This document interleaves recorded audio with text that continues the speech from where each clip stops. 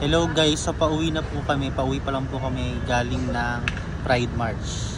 Galing ng Quezon City Memorial Circle. At may mga nagtatanong tungkol sa ano yung reaction namin tungkol sa nangyari sa Pride March today.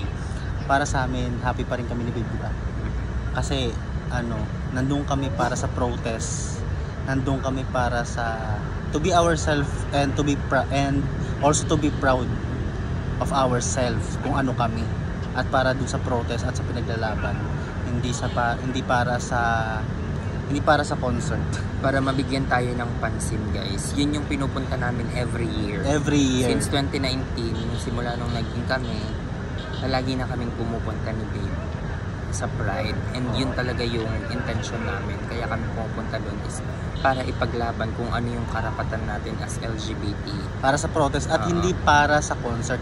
Kahit naman nung mga nakaraan pa, kahit naman walang mga big guests, nandun kami to march, to give our presence, yung presensya namin, yung suporta sa isa't isa.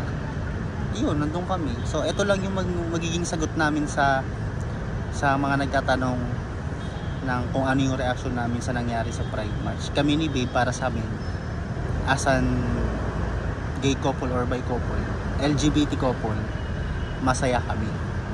Kahit walang concert, masaya. Pero sabi nga nila, 'di ba?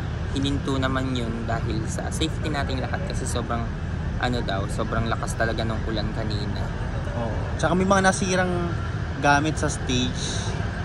Yun. Hindi na talaga siya safe para ituloy. Oo, sa mga performer. Kaya naiintindihan din namin kung bakit din natuloy yung concert. Tapos okay lang din talaga sa amin. Naiintindihan namin yung concert na nawala or na-stop yung concert.